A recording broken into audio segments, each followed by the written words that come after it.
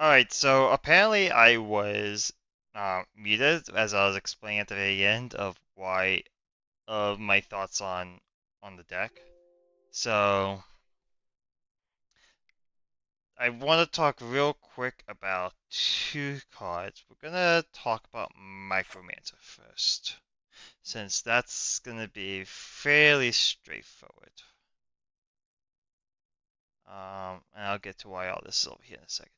So I like Wonder. I like what Micromancer does to the deck. I like because of the package of the counterspell, which is really what I've been enjoying the most, is being able to hold up interaction and slow down and stop the opponent. Um, Being able to do that has felt extremely nice, extremely easy and helpful. What and I also like how it kind of opens up the sideboard to play these four cards in Pick Your Poison, Rending Volley, Swan Song, and Spell Pierce. That's like kind of just a selection of cards. I am. I have background noise. Where is the background noise coming from? This is bothering me. I don't know where it's coming from. Is it from this tab? It is from this tab. Okay, cool. Alright, so back to everything from today. Deck felt fine for the most part. I think there was definitely a few struggles and like kind of like I'm still trying to balance talking and streaming and like actually playing the game. Um, Verdict felt great. Dispute felt solid. I didn't have to bring it in. Thought about bringing Rest in Peace eventually against Blue White Mentor with the Helping Hand variant, but I chose not to. I decided to fight more on the Cutzel's Flanker route. Tolsmia was fine. I actually liked it in the sideboard most so. In this build, you really want your 5 drops to be extremely impactful once they hit. Elder Norn kind of is borderline compared to Elder Gargaroth. Cinnamon didn't come up at all today. But yeah, I like Swan Song. I'm not as high on Swan Song, but it's something that people don't anticipate. Maybe this should just be Spellpierce. Well, no, this is hard counters, so probably not. So yeah, I like the sideboard package. I like what it brings. I like how Getaway Glamour 3 steps ahead and March all bring additional interaction, additional removal into it. If I wasn't playing Micromancer, I would likely be on another Dovin's Veto. Um, Maybe some more threes. I'm not entirely sure what those last few slots would be.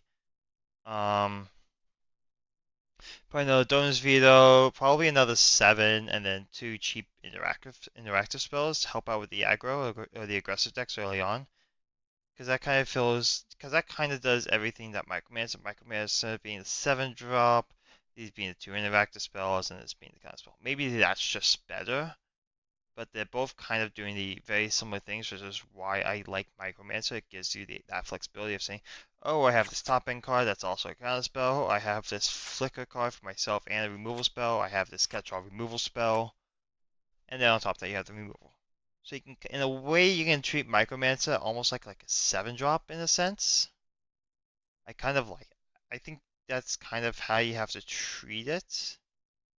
If Moto can stop lagging on me.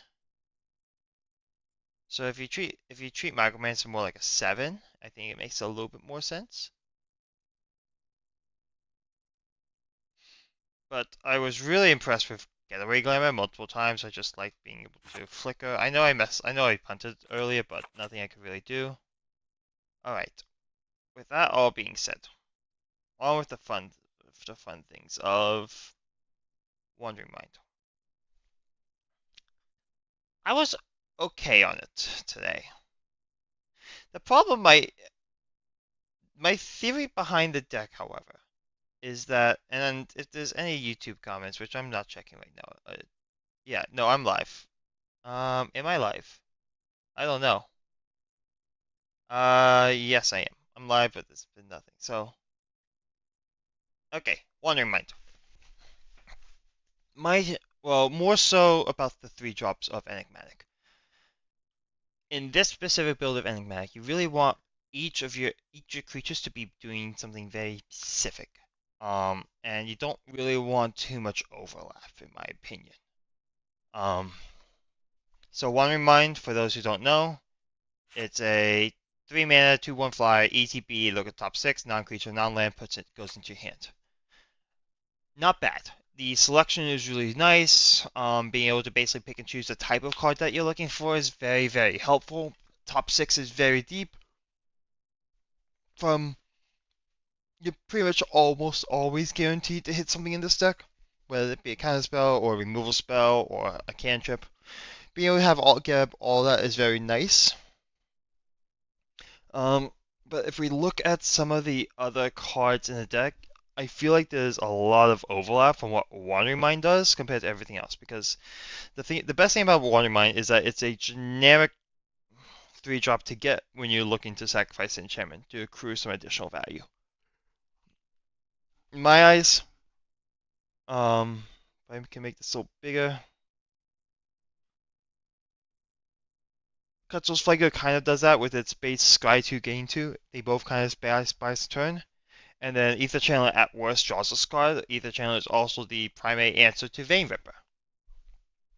In addition, Ether Channeler can just generically make a 1/1. Honestly, maybe I'm wrong and the card just feels underwhelming and just Wandering Mind has just done a fair amount of work. But I've seen Flanker today being able to stall, just being able to flash out, exile graveyard, or Ether Channeler. I was in a position where I could grab like Wandering Mind or Ether Channeler. And it was very close situations where I just wanted to be able to draw a card. Ether Channeler would have been able to resolve that, but in Wandering Mind gave that slightly better. So maybe I'm overreacting a bit. But then again, in post-board games, a lot of the time I bring in Nimble Larcenist. It is such a strong card. Being able to interact with the opponent, see what's going on, what is their game plan, how is their hand lining up to yours. It's a lot of information for 3 mana on a 2/1 body that really helps progress the game plan of whatever you're trying to tackle or achieve.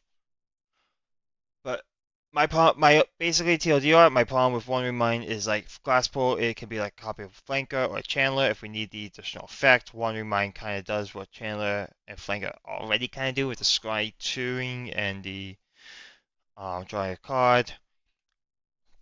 Nimble Larcenist is my go-to generic 3 drop that I always like to get. So this it's kind of the reason why I want to play like Moonblast Cleric instead. I like Wandering Mind. I really enjoy it. I think I wouldn't consider it often, but it's definitely been a fun card to play around. But those are my thoughts on Wandering Mind and Micromancer, which is really the 2 key cards of this build. Definitely Galleon came up. I think it's correct to have a 3 mana sweeper right now in the main deck. Lockdown is interesting in some scenarios. Clarion is interesting in some others. It's really your choice between those 2 right now. You could go Radiant Flames, but as other people have brought up in the Enigmatic Discord, part of the problem with it is sometimes the lifelink is just a little bit more relevant on Clarion. But yeah. Let's see, anything else? The looting came up on 3 steps. Um, Maybe agent can be something else, but agent's been fine. Like again, I think you have to treat Micromancer as a pseudo 7 drop, which is why you can go down. Also part of the reason why there is a Isla Rhetoric as the 3 mana Rule of Law effect in the deck. There's an argument you could go Splunking, but don't think it's good enough by any means. But yeah, those are my general thoughts.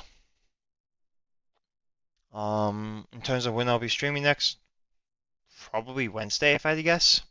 Probably not tomorrow. And probably I'll end up being out tomorrow. But I'm thinking hopefully maybe Wednesday. That's all I got. Thanks so much for listening